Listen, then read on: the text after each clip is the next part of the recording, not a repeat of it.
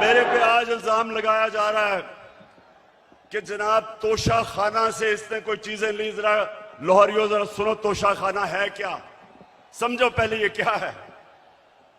جو بھی تحفہ ملتا ہے پرائم منسٹر اور ان کے وزیروں کو, جو بھی تحفہ ملتا ہے وہ توشہ خانہ میں جاتا ہے. ان کے زمانے میں جب توشہ خانہ میں پریزنٹ جاتا تھا تو یہ 15% پیسے دے کے جو حکومت کو جاتی تھی وہ خرید سکتے تھے. ہم آئے, ہم نے 50% رکھا, 50% حکومت کو جاتا تھا اور جو بھی ہم خریدنا چاہیں ہم خرید سکتے تھے. جو بھی میں نے خریدی سب ریکارڈ کے اوپر ہے, سب قانون کے اندر ہے.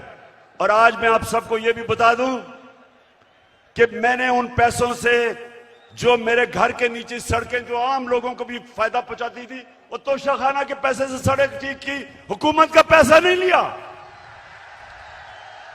میرا جو گھر ہے میں قانون کے مطابق اس کو کیمپ آفس بنا کے سارے خرچے حکومت دیتی ہے, یعنی آپ دیتے ہیں ٹیکس, آپ ٹیکس پیئر اس کا پیسہ سارا دیتا ہے. میں اپنے خرچے دیتا ہوں. میں کوئی نہ لاہور کا گھر نہ وہاں کیمپ آفس نہیں کیا, اپنے پیسے سے وہ چلایا. جو دیوار نیچے بنانی تھی سیکیورٹی فینس, گورنمنٹ سے پیسے نہیں لیے. اپنا آفس چلایا, گورنمنٹ سے پیسے نہیں لیے. اور یہ